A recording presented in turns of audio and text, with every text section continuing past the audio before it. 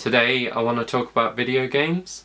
I own 3 Xbox Ones, a PS4 and a Wii U, but today I'm just going to talk about Xbox One and PS4 because they are the systems that I play the most. Nintendo didn't really have anything this year that actually intrigued me. I bought a few games and they weren't very good, so the less said about that the better. I'm not going to talk about PC.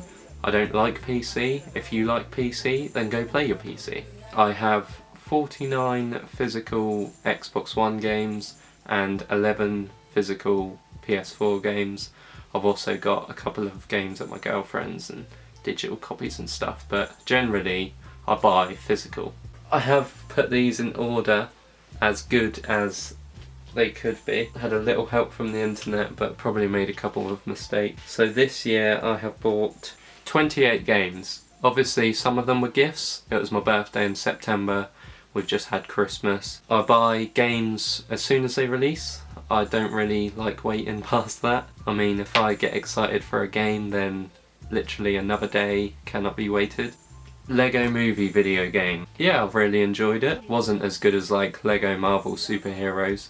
Looking forward to Lego Avengers next year. Play the Lego games with my girlfriends. It was a good story. The characters are really fun to play.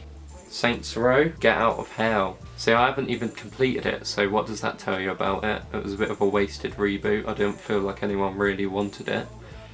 It basically was £20 when I bought it from Amazon on release, so that is why I bought that.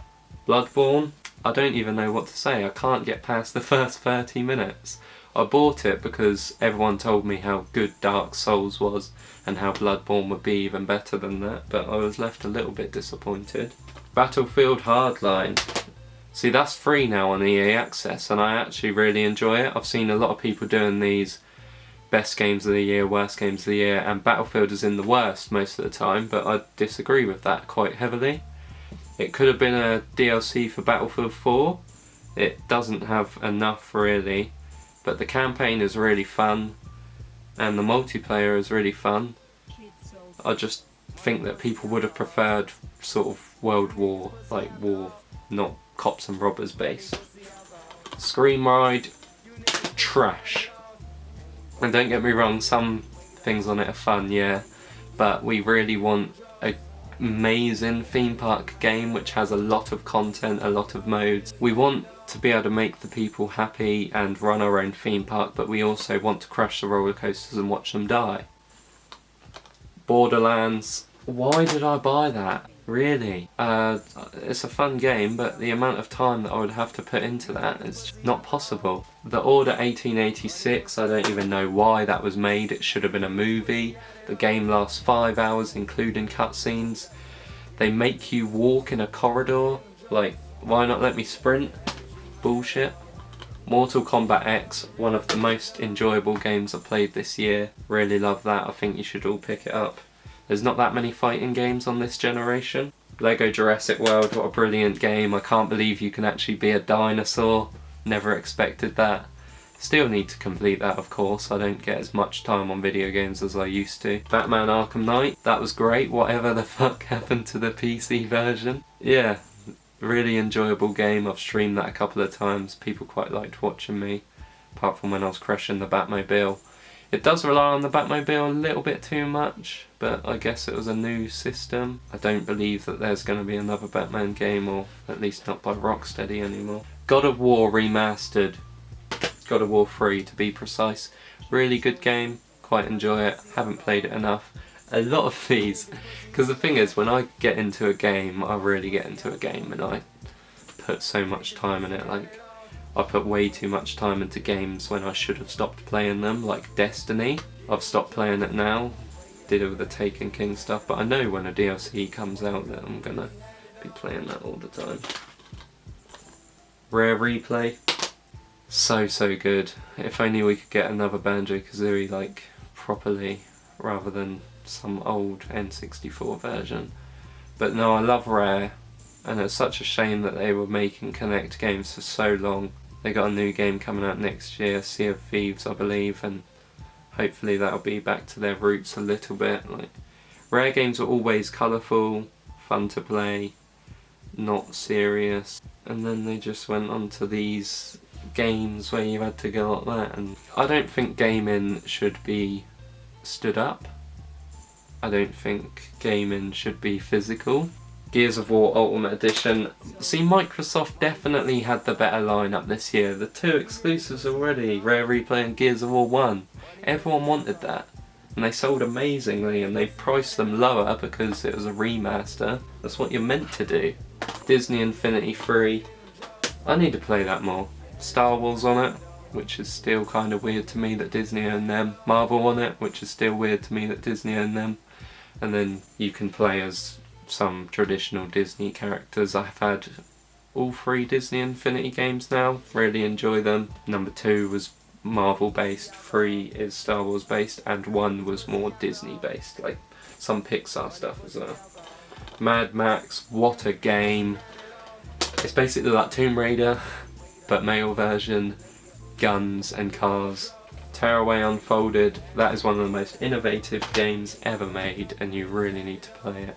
It's a platformer, so kind of like Crash Bandicoot I guess, but really not. Everything's like paper mache. FIFA 16, they ruined it this year. I mean, I'm not the biggest football fan anyway, because it's all caught up in lad culture and hey, beer, vagina. But I enjoy a good game of FIFA now and then, but I feel they've made it a bit too hard. I mean, if it was the only game that I played, then yeah, I could be good at it, but I've got a lot of games that I need to devote my time to. Tony Hawk's Pro Skater 5, I just picked this up today. I know it's going to be shit, I've read the reviews.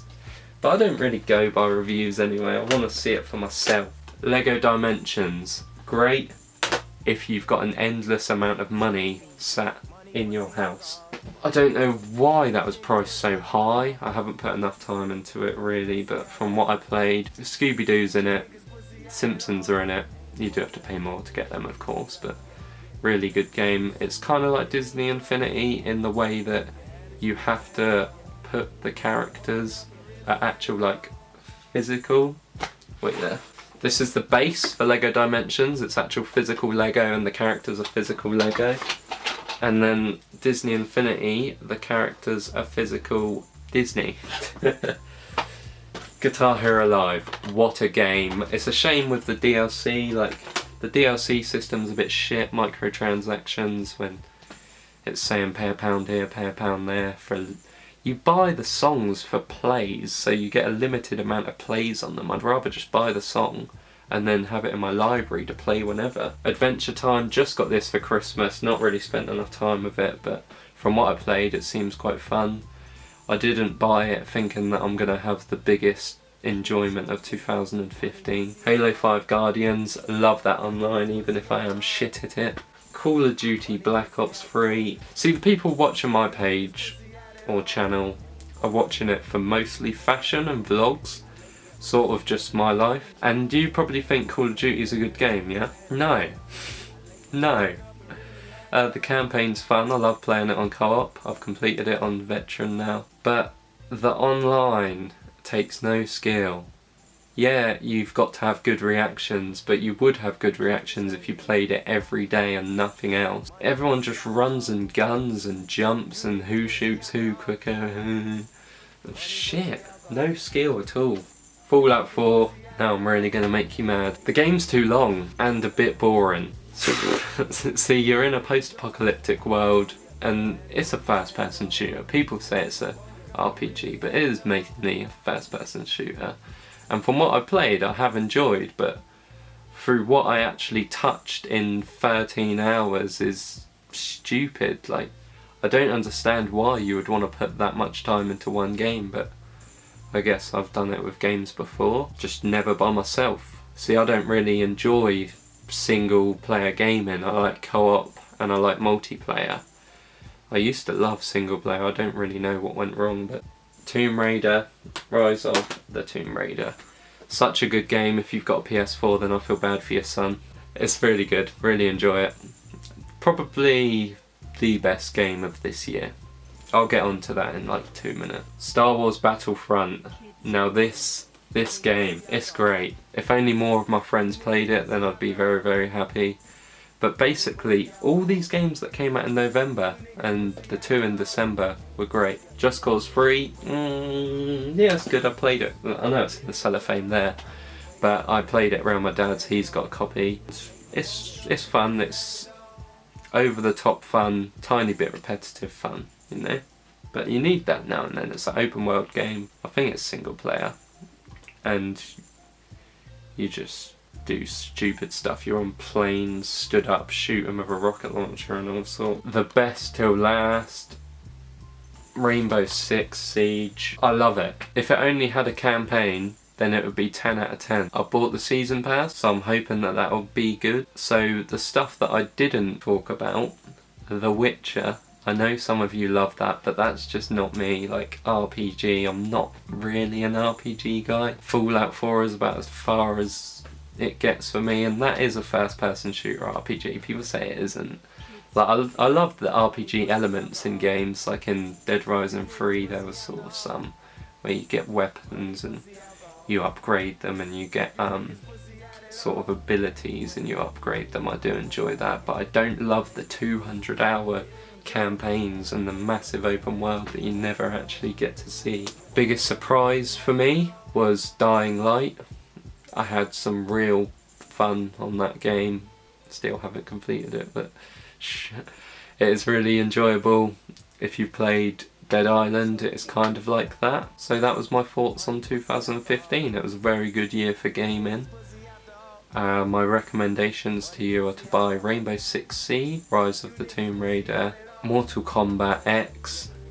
I think that's about it. I think that'll get people through until February. Funny story actually, my camera died, so I went and played some Tony Hawk. It's really not as bad as they're saying. I mean, it is a bit outdated. It's not the best game I've ever played. I think it's probably just refreshing to be playing a skateboarding game again. I always liked how Tony Hawk was over the top anyway, so maybe I'm not really the best to comment on it. My most disappointing game of 2015 is definitely The Order 1886. I thought that game was going to be amazing, and to be fair, the graphics were amazing, but graphics are nothing without gameplay. They're really not.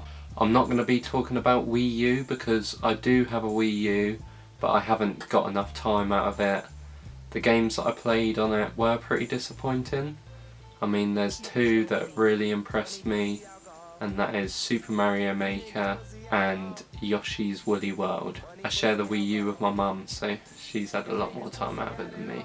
Don't even get time for my PS4 really. So hopefully you've enjoyed this video. I saw a lot of like top 10 best games, top 10 worst games, but I didn't want to do that. I just wanted to sort of sum up the year and give my personal opinion on some video games. Also, Guitar Hero is very good, bit pricey. Lego Dimensions is good, bit pricey. Disney Infinity 3, good, bit pricey, but I'm into all sorts of games. Like the best shooting game, if you want realism, then Rainbow Six, and if you want like future, then Halo 5. The best action adventure game, I think it's got to be Tomb Raider, although Arkham Knight is very good as well. I'd say Mad Max is like third on that. And the best bargain I would say is Rare Replay, because you get like 30 different games with it, and they're all from different years and completely different genres, all very good value for money, a lot of hours to be had in that. Thank you to Matthias for editing this for me, and I can't wait for 2016 in terms of video games. I will do a video about that shortly. Thank you for all the support and for watching this video.